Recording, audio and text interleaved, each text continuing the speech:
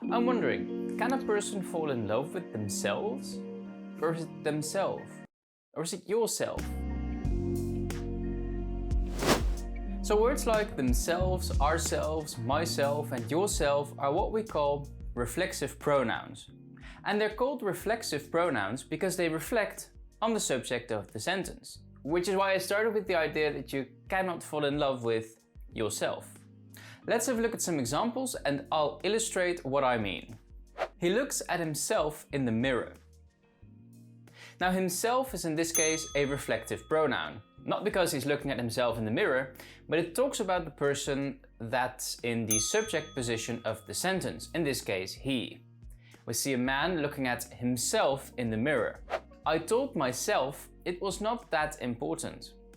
So myself is the reflexive pronoun because it refers to the I in this sentence, which is in this case me. Here's another sentence. She loved herself in that outfit. So we see a person looking at herself, which means that herself is the reflexive pronoun. It refers to she, or the person who loves herself in that outfit.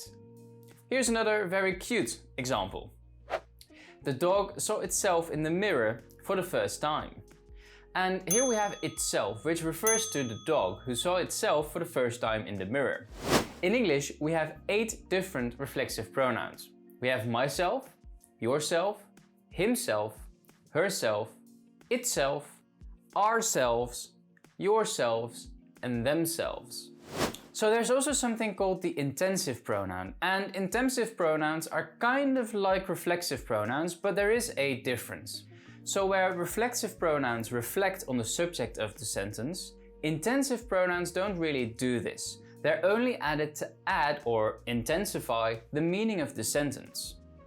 Have a look at the following sentence. I made breakfast myself. In this sentence, I use the intensive pronoun myself to indicate that I did something on my own, which means that no one really helped me. But I can also leave it out. I can have the sentence, I made breakfast. But if someone says, well, who made breakfast? Then I can say, hold up, I made breakfast myself. Let's take another context. Let's say that you're talking about your friends and they've just built a house. And it's very impressive that they've done this because they've done it themselves. Then you can use the sentence, they built their house themselves. Again, you can leave themselves out and you will have a perfectly fine sentence. They built their house. So in this sentence, you add the intensive pronoun themselves because you want to put emphasis on the fact that they've done it on their own and that no one really helped them. That's how you use intensive pronouns, because you want to add emphasis that the subject of the sentence, or the person you're talking about, or the people you're talking about, did it on their own, or they performed the action themselves. So how do you know the difference between reflexive and intensive pronouns? If you can leave it out, it's an intensive pronoun. If you can't leave it out, it's a reflexive pronoun. We also have something called the reciprocal pronoun. And the two reciprocal pronouns are each other and one another. Now we use a reciprocal pronoun when there is a mutual relationship between the two participants in a sentence. And we only call these words reciprocal pronouns when they're used in these particular cases. So take the sentence, the two men spoke to each other about this issue. The girls are hugging one another.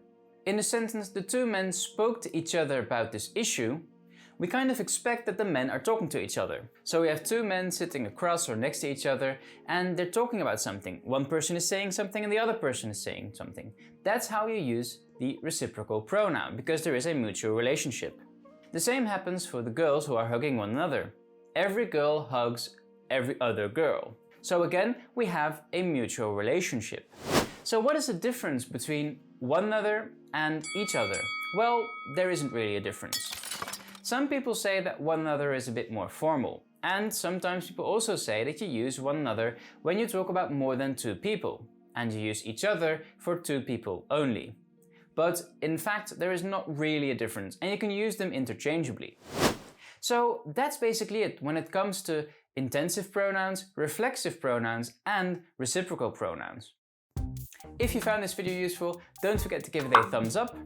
If you want to know more about my other grammar videos, don't forget to subscribe. Thank you for watching, and I hope to see you in one of my next videos. I subscribed myself to this channel. Wait, is that correct? I don't think so. What do you think? Let me know in the comments. Is I subscribe myself to this channel correct?